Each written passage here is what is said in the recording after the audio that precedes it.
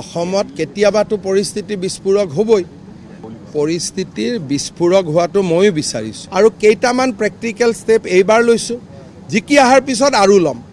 আৰু ধৈৰ্যৰ মই পৰীক্ষাই কৰি আছোঁ ৰাজ্যত সামাজিক পৰিস্থিতি বিস্ফোৰণ হোৱাটো বিচাৰে মুখ্যমন্ত্ৰী ডক্টৰ হিমন্ত বিশ্ব শৰ্মাই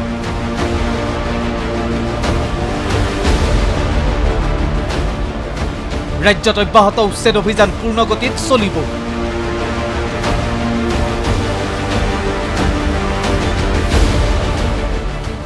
আগ্ৰাসনৰ আশংকাত ভোগা খিলঞ্জীয়াক মাৰণাস্ত্ৰৰ অনুজ্ঞাপত্ৰ দিবই চৰকাৰে সন্মুখৰ প্ৰত্যাহ্বান নেওচি কঠোৰ পদক্ষেপ ল'বই মুখ্যমন্ত্ৰী ডক্টৰ হিমন্ত বিশ্ব শৰ্মাই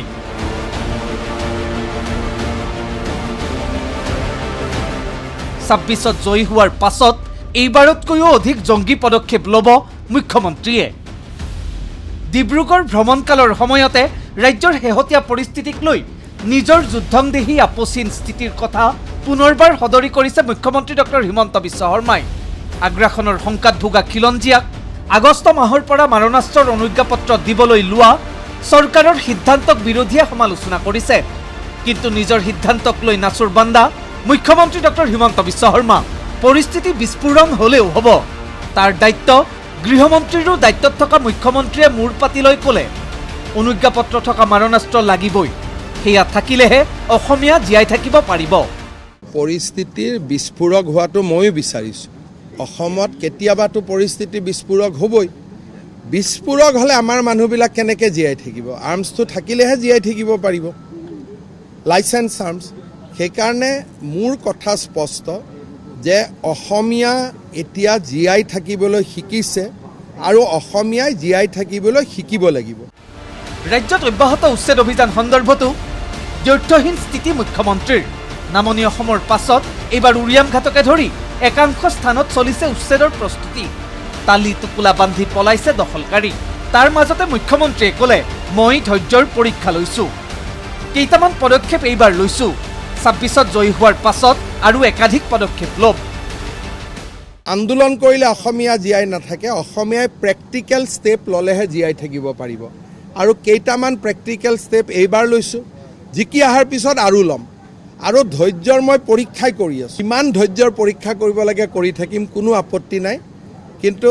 মোৰ এটা লক্ষ্য আছে এটা গ'ল আছে সংবিধানৰ নীতি নিয়মৰ জৰিয়তে সেই গ'লটোত আমি উপস্থিত হ'ব লাগিব ইন শ্বৰ্টেষ্ট পচিবল টাইম সমগ্ৰ ৰাজ্যতে বেদখলকাৰীৰ কবলত আছে ২৯ লাখ বিঘা ভূমি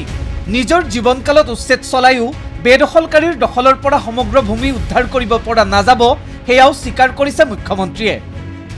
29 lakhs bigha so if you convert it to hectare I don't know how much it will happen 9 lakhs acre land is under encroachment today in Assam so, and I can't plan it for so much land my life will finish then also it will not get vacated তাৰ সমান্তৰালকৈ উচ্ছেদিতসকলৰ সন্তানক USDMে বিনামূলীয়াকৈ অধ্যয়নৰ সুবিধা কৰি দিয়াৰ পদক্ষেপক লৈও মুখ্যমন্ত্ৰীৰ সতৰ্কবাণী চৰকাৰক প্ৰত্যাহ্বান জনোৱাৰ দৃষ্টিভংগী ল'লে পৰিণতি ভাল নহ'ব ল'ৰা ছোৱালীক পঢ়োৱাটো মই আপত্তি নকৰোঁ খালি এটাই কথা যে ভাল কৰি পঢ়াওক চৰকাৰক চেলেঞ্জ হিচাপে কৰিব নালাগে ল'ৰা ছোৱালীক পঢ়োৱাটো ভাল কথা মোৰ তাতো যদি কোনোবা উচ্ছেদিত পৰিয়ালে মোকো পঢ়াৰ সুবিধা খোজে ময়ো কৰি দিম পঢ়া শুনাটো বাচ্চাক লৈতো আমি পলিটিক্স নকৰোঁ কিন্তু এইটো মানৱতাৰ কাৰণে কৰিলে আপত্তি নাই কিন্তু চৰকাৰক চেলেঞ্জ কৰি কৰিছোঁ তেনেকুৱা যদি ইণ্টেনশ্যন লয় তেতিয়াহ'লে তেওঁ যোৱা ৩ মাহৰ পুৰণা কথাবোৰ তেওঁ মনত পেলাই থাকিব লাগে তাৰ পাছতে লোকপিয়লৰ তথ্যৰ ভিত্তিত মুখ্যমন্ত্ৰীয়ে দিলে ভয়ংকৰ বাৰ্তা ২০১১ৰ লোকপিয়ল অনুসৰি আজিৰ অসমত আছে ৩৪% সংখ্যালঘু ইয়াৰে ৩১% সংখ্যালঘুৱে প্ৰব্ৰজনকাৰী এনে হাৰত জনসংখ্যা বৃদ্ধি অব্যাহত থাকিলে ২০৪১ত খিলঞ্জীয়া আৰু সংখ্যালঘু হ'ব সমানুপাতিক অৰ্থাৎ অসমতে অসমীয়া সংখ্যালঘু হোৱাৰ সম্ভাৱনা Today as per 2011 census in Assam 34% population is minority so if you remove 3% indigenous Assamese Muslim then 31% is the Muslim who migrated to Assam and if you projected that on the basis of 2021 31 and 41 you come to a almost 50-50 position. ডিব্ৰুগড়ৰ পৰা video' journalist Rahul আৰু সন্তোষৰ সৈতে Thomas বুঢ়াগোহাঁইৰ report ND24।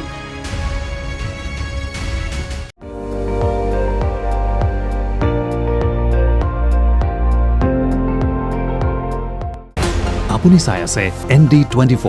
সৰ্বশ্ৰেষ্ঠ নহয় সৰ্বোত্তমৰ দৌৰা।